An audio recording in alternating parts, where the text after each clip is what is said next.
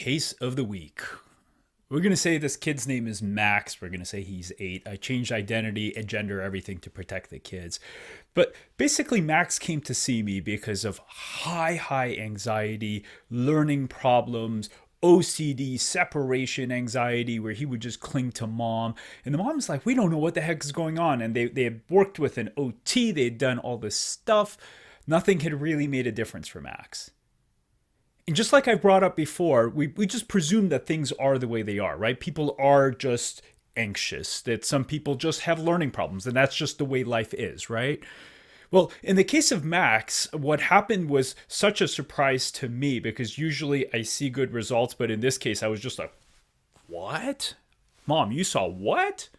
So, what was the case about Max, and how is this relevant, and how does it matter to you? Well, it matters to you because when you look around, there are a hell of a lot of people and kids who have anxiety to some extent. And sometimes it shows up in one part of life, another time it shows up in another part of life. How cool would it be if you knew everything possible to leverage to make sure that your kid can learn as efficiently as possible? And this conversation is very relevant to that.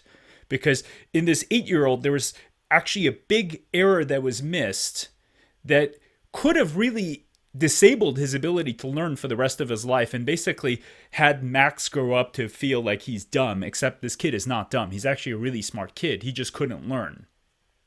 So Max's story was that, he was doing fine, and around 4 to 5 years of age, he started having some anxiety. By 5 years of age, he was having intense OCD and meltdowns and all of these different things. And in the back of my mind, I'm like, well, is this hormonal? Is this hormonal? What else is going on? Is it a gut issue? Because that's what a lot of people think, right? And then the story kept unfolding. And by the time he was 7 and 8 years of age, mom and the school and the teachers are like, this kid has some kind of learning disability because he's just not learning well.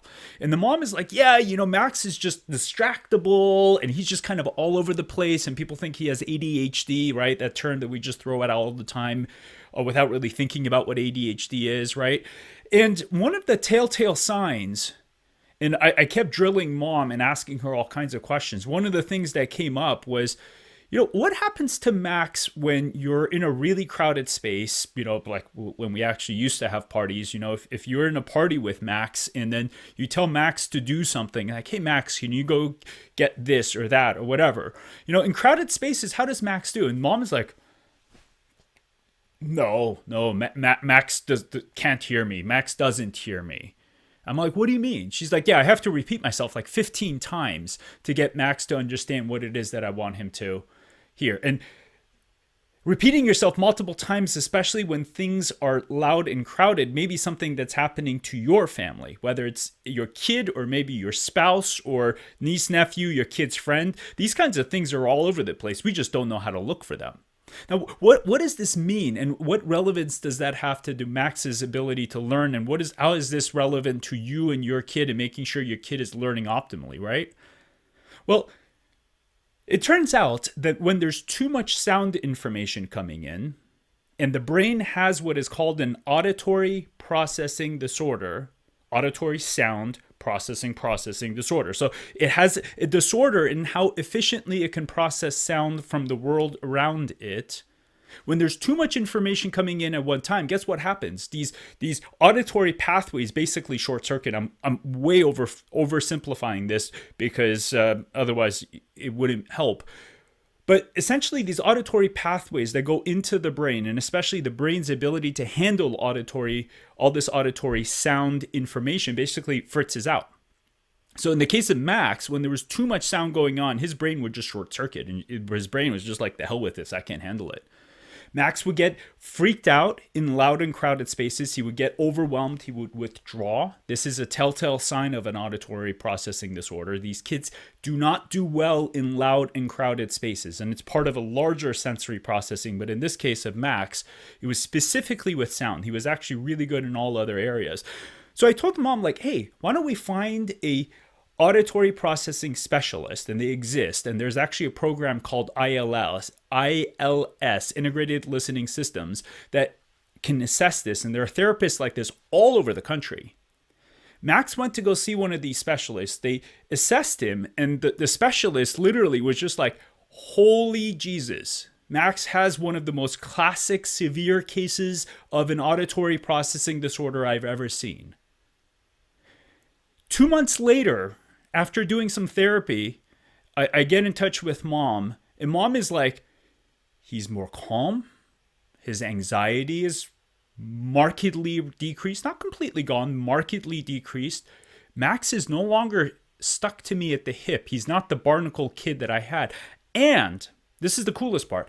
And the kid who was learning disabled is now suddenly learning at an astronomically fast rate. Mom is sitting there and she has him listen to audiobooks, and he's actually processing what the audiobook now says, and he's enjoying it, whereas before it was a pain in the butt. He can actually attend class and take in the information that the teacher actually wants to share with him. So learning disabled, suddenly 2 months later, not learning disabled. And it doesn't mean that in 2 months the entire auditory processing program was done. But that is how much change came about in this kid with just a simple thing. And I was going all over the place. I'm like, maybe I should treat his gut. Maybe I should do this. Maybe I should do that. And because Sam was so overwhelmed, we just decided to do one thing. And when she told me that, I'm like, wow, that is so cool. But these are the kinds of possibilities that are available to you all if you just know how to identify the error that is there. And had Max gone and seen someone else, they probably would have looked into his gut and let's treat the diet and let's get rid of gluten and let's put him on magnesium and let's do this. Max's brain couldn't process sound.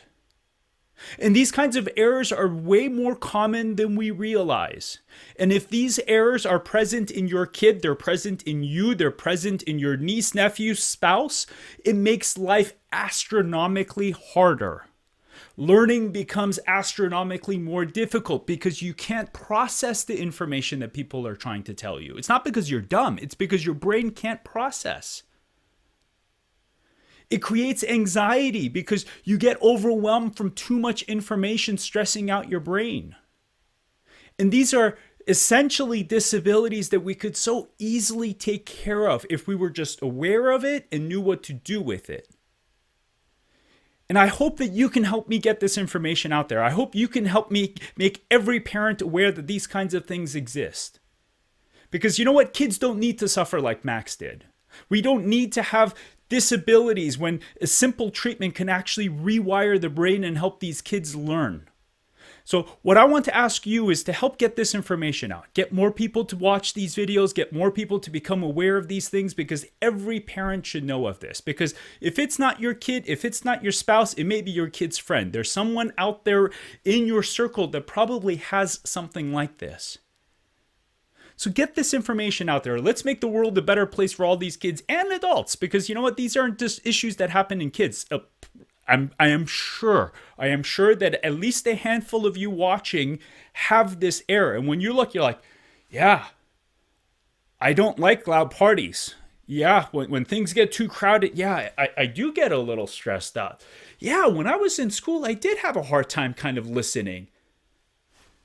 It's because there was something going on in your brain and it could be fixed. And you know what? You could still do it now. As an adult, I'm doing occupational therapy because I'm like, well, God, I've got these things. So instead of talking about it, I should do something about it.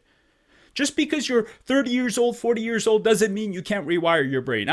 I'm an ancient dinosaur in comparison to my daughter, but you know what? My brain is still capable of learning some new tricks. So let's get this information out there. Let's make the world a better place for all these kids. And despite all of this weird chaos that we have going on around us, let's at least do one thing to make the world a brighter place. And thank you for helping me do that. This is Dr. K. Thanks for watching.